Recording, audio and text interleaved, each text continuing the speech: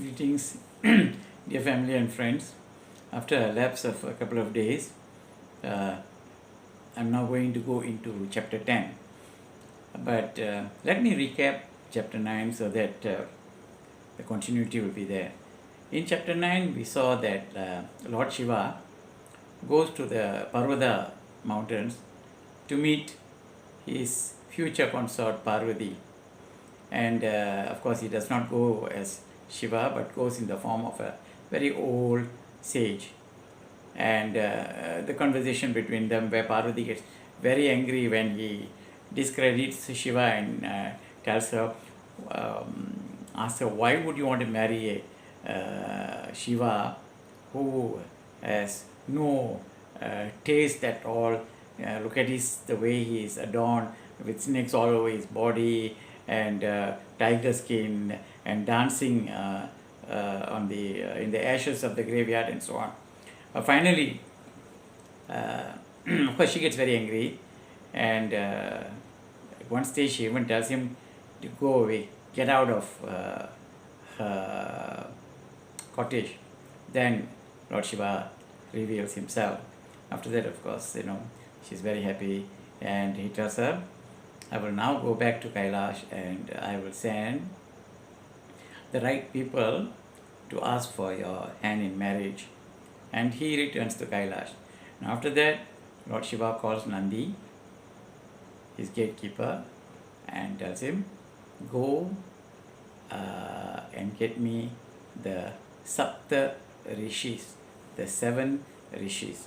Now this is interesting because the Sapta Rishis have been mentioned in all the Vedic literature. And of course, different names were given during different times. However, when Lord Shiva summons Nandi and tells him to get the Sapta Rishis, of course, the Rishis, they're the greatest Rishis. So they immediately know that Lord Shiva is wanting to see them. So they quickly rush to Kailash and they meet Nandi at the entrance of Kailash. And Nandi goes in and informs Lord Shiva that the Saptarishis are here. Now the Saptarishis, I've got their names here. These Saptarishis are known as the patriarch of the Vedic religion. And their names are the first Saptarishis: Agastya, Atri, Bharadwaja, Gautam, Jamadagni, Vasishta, and finally Vishwamitra. And these names like Vasishta, Vishwamitra, Bharadwaja, those of us who have read some of the ancient Hindu literature, you would have noticed that these names, Ramayana, you would have met the name of Vasishta and Vishwamitra. So these Saptarishis, they go up to Lord Shiva and they bow at his feet and they tell him that there are so many powerful devas in Kailash. Instead of sending them to talk to Himavan, you have asked for us. With that, you have actually released us from the cycle of birth and death. That means they have attained moksha. Lord Shiva was happy and he told them, look, I want you to go to Himavan, Parvati's father, and tell him that I would like to marry his daughter and make the arrangement for the wedding. So the Saptarishis, they reach Himavan's palace. Himavan was already waiting, not in the palace but outside the palace, waiting for the rishis. When the rishis came, as it was the tradition, he washed all their 7 rishis' feet, and with all the the respect that should be given to the rishis, he welcomes them to his palace. They reached the palace and they were given all the due respect in the palace, and they were given some refreshment. And after that, uh, they spoke to Himavan and told him that we have come as representatives of the Lord of the universe, Lord Shiva. As you would have known by now, Lord Shiva would like to ask your daughter's hand in marriage. And Himavan says, yes, we are all prepared. We've been waiting for this auspicious day. And then they turned to Himavan's wife, who didn't look that very happy. And they asked her, aren't you happy with this marriage? She says, I am definitely, who would not be happy to have the Lord of the universe marrying their daughter. But the problem is, in the previous marriage where Lord Shiva married Dakshan's daughter Dakshayani, when Lord Shiva was not given the Avirbhadam, that is, Avirbhadam is the outcome of great yagnas. People go for the yagnas, all the Munish, the Maharishis, the sages, they all go for these yagnas for the Avirbhagam, which is the outcome of the yagna. And when Dakshan did the great Aswamedha yagna, he did not invite Lord Shiva in the first place. But when Lord Shiva went for it, he refused to give him the Avirbhagam, which was a great insult.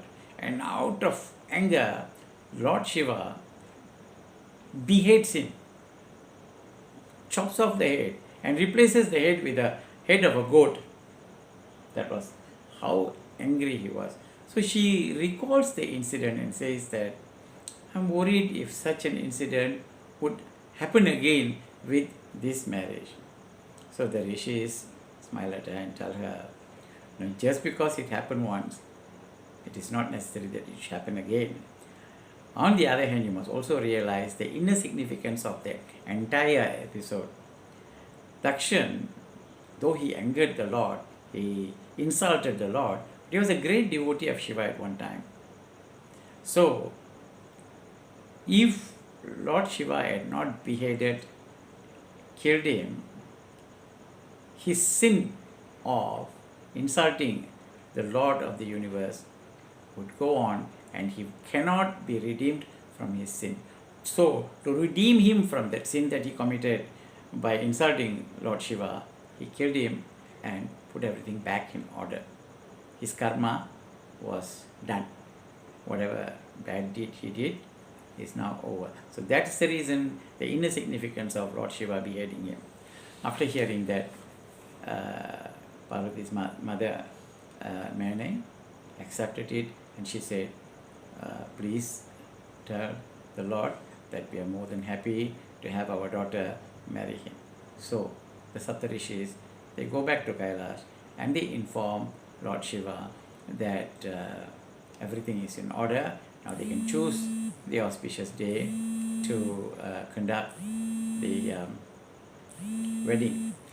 So when the Saptarishis inform Lord Shiva of that, and he says, okay, now we will choose an auspicious day and go down to get ready for the wedding and go down to Himavan's palace and have the wedding there. I think the tradition then was the wedding would be held at the bride's place.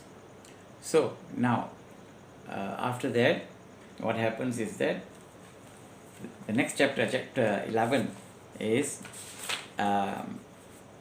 Lord Shiva in bridal attire. Okay, so what happens then is that Himavan, after the Saptarishis left the palace and went back to Kailasha, Himavan immediately called the, now we have got royal tailors, royal architects, and so on. During the ancient days, they had this divine carpenter. So he called him, summoned him, and told him, look, Lord Shiva is coming here with the 33 million devas, 33 kodi devargal with them, and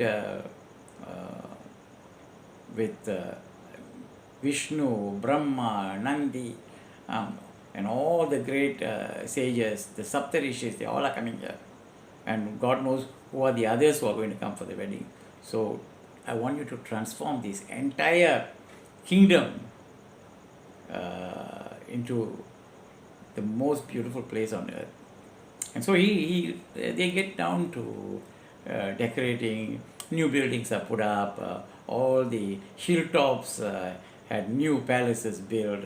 All the royal roads were built very wide, and all the finest trees were planted, and all the trees were decorated with all the various kinds of gems and so on. So everybody, the entire kingdom was in a festive mode, getting ready for the wedding.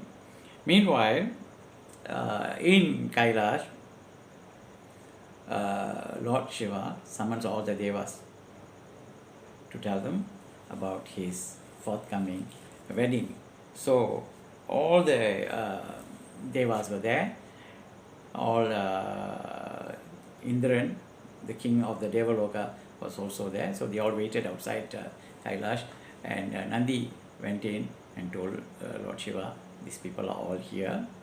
And so Lord Shiva said, come, let them come in. And they all went and showered praises on the Lord. And then they said that, what a divine drama you created. You got the sons of Brahma to come here. Remember the four brothers who came to Lord Shiva to learn about the Vedic tradition and also the different forms of yoga. And while teaching them, you went into this meditative stage. The entire universe came to a halt, and you taught us so many lessons there. And now, from yogi, you have become a bride. We are the most fortunate people to witness this greatest event in the universe. And of course, the Lord was very pleased with all the showers, the praises they showered upon him. And then on the time for Lord Shiva to go down for his wedding came. And before that,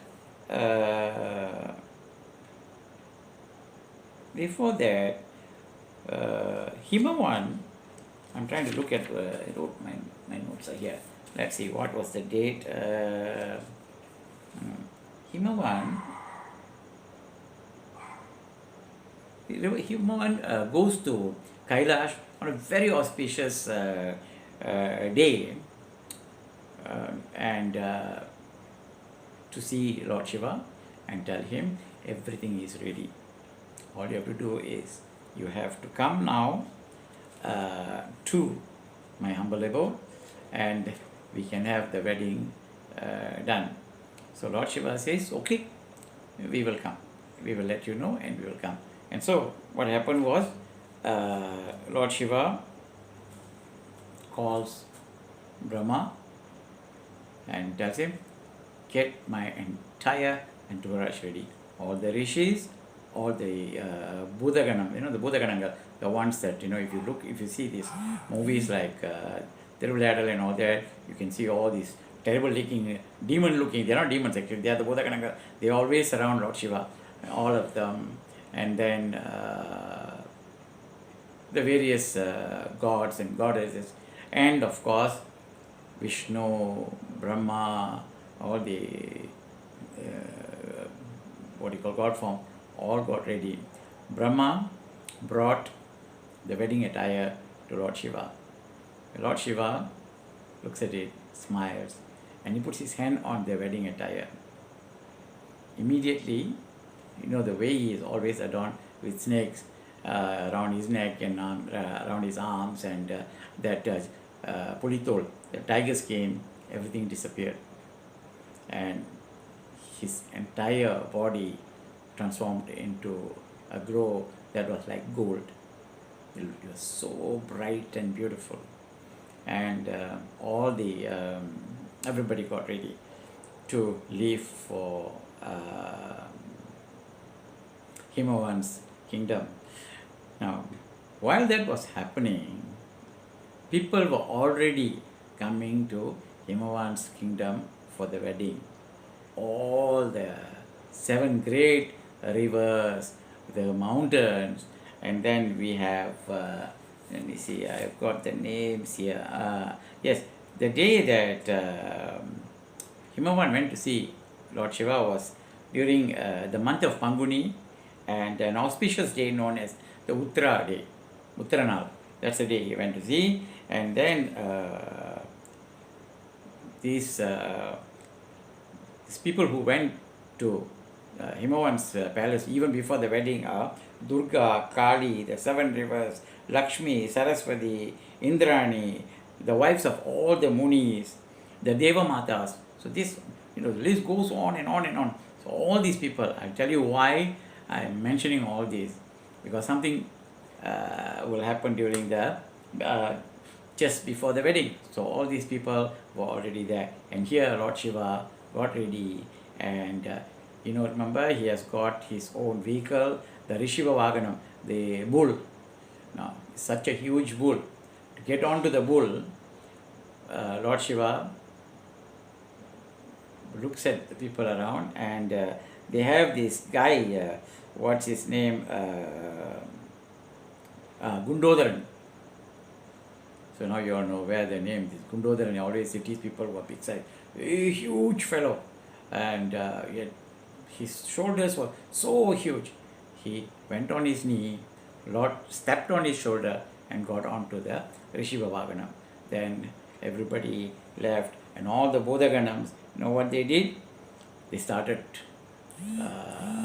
praising Lord Shiva, Hara Hara Mahadeva, and that sound of that Hara Hara Mahadeva mantra was resonating all around. And then, now this is important, the greatness of literatures like this, Kantha Puranam, is that from this literature we get an insight into the various social and cultural aspects of ancient Hindus. Now here it's mentioned, look at the music instruments that accompanied this huge entourage. They had perigai, they had kokkarai. These are the music instruments, Perigai is huge drums and various kinds of drums. Perigai, kokkarai, salligai, karaligai, peeli, sarigai, udukkai, mattalam, kudamura, tabari, kagalam, uudukombu. Uudukombu is that horn. So with all these music instruments, the sound was incredible. With this kind of a huge entourage, they left for Himavan's palace, and everybody was very well received. And next is the wedding. I'm going to stop here. We will continue tomorrow with chapter 12. The title is very interesting. The southern hemisphere rises. Why? We will see tomorrow. Thank you. Good night.